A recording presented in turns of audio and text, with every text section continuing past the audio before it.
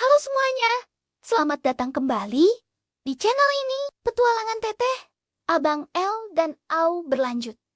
Kali ini mereka akan membawa kita menjelajahi 10 negara baru. Setelah meninggalkan Papua dengan bantuan donasi para pelaut, perjalanan luar negeri mereka dimulai. Siap? Yuk, kita ikuti kisah mereka.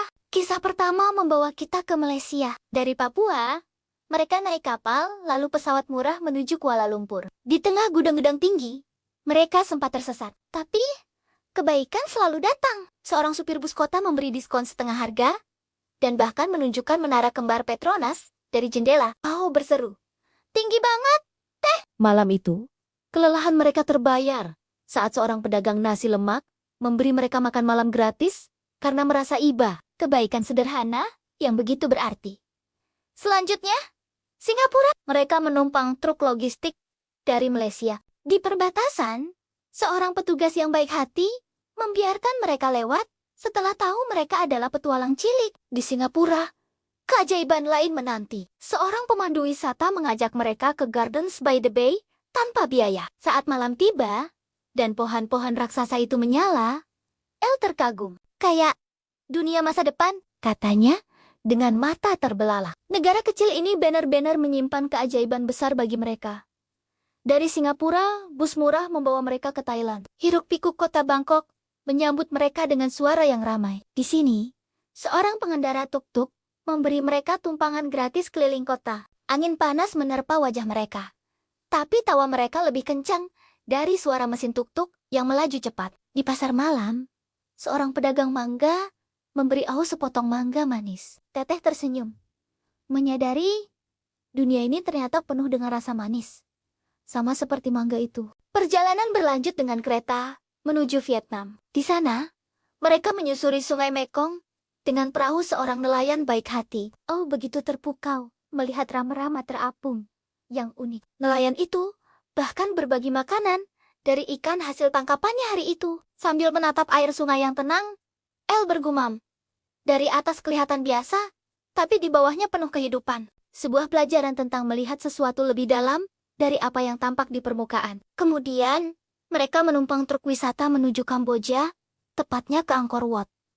Di kompleks candi yang megah itu, mereka tidak sendirian. Anak-anak lokal mengajak mereka bermain dan menunjukkan sudut-sudut rahasia yang jarang dilihat wisatawan. Teteh memandangi beta-beta tua yang dipeluk akar pohon raksasa. Kita beda bahasa, tapi tetap bisa bermain, ujar El, saat mereka asyik bermain petak umpet di antara pilar-pilar kuno. Di sana, mereka belajar bahwa persahabatan tidak mengenal batas bahasa. Petualangan mereka semakin seru saat tiba di Myanmar dengan bus panjang. Di Bagan, keberuntungan besar menghampiri. Seorang operator balon udara yang punya satu kursi kosong mengajak mereka naik sebentar. Dari atas langit, ribuan candi kecil tampak seperti titik-titik emas yang tersebar di daratan. Au memeluk Teteh Aratorat sambil berbisik, kayak kita terbang. Teh, untuk pertama kalinya, mereka menyaksikan matahari terbit dari atas awan. Sungguh momen yang tak terlupakan. Selanjutnya, India, kereta yang penuh sesak membawa mereka ke Rajasthan. Di dalam kereta, seorang penumpang berbagi roti, capati, dan susu manis hangat. Kebaikan terus mengikuti langkah mereka. Di Jipur, seorang supir truk bahkan menghentikan kendaraannya agar Teteh, El, dan O bisa naik ke bak belakang. Dari sana, mereka melihat benteng kuno berwarna merah muda yang megah. Teteh berbisik pada adik-adiknya, dunia ini besar, tapi selalu ada yang mau bantu kita. Dari India, mereka ikut rombongan pendaki menuju Nepal. Udara dingin pegunungan mulai terasa. Seorang Sherpa lokal yang ramah mengajak mereka berjalan kaki ke sebuah desa di pegunungan. Rasa lelah terbayar lunas oleh pemandangan Himalaya yang luar biasa. El menunjuk puncak gunung yang tertutup awan tebal, kayak kapas raksasa. Katanya, di desa, penduduk setempat menyambut mereka dengan teh hangat dan tempat tidur sederhana yang nyaman. Kehangatan di tengah dinginnya pegunungan. Kereta cepat kemudian membawa mereka ke Cina. Di Beijing yang modern, seorang supir taksi menolak menerima bayaran setelah mendengar kisah perjalanan mereka keliling dunia. Tembok besar Cina yang berkelok-kelok seperti naga tidur membuat Au terpesona. Di sebuah pasar yang ramai, seorang penjual dumpling memberi mereka 3 dumpling panas secara cuma-cuma. Untuk perjalanan panjang kalian, kata si penjual sambil tersenyum tulus.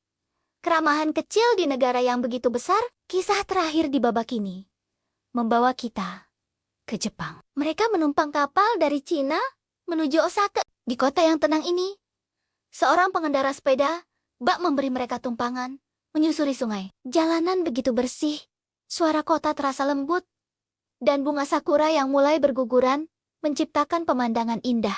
Sambil menatap kelopak bunga yang jatuh, Teteh merenung. Meskipun jauh dari rumah, kita tidak pernah sendirian. El dan O mengangguk setuju. Tangan mereka saling menggenggam erat. Perjalanan luar negeri mereka baru saja dimulai. Itulah 10 kisah lanjutan dari perjalanan Teteh, Abang El, dan O. Setiap negara memberi mereka pelajaran baru tentang kebaikan, persahabatan, dan keajaiban dunia. Terima kasih sudah menonton. Jangan lupa subscribe agar tidak ketinggalan petualangan mereka selanjutnya. Sampai jumpa.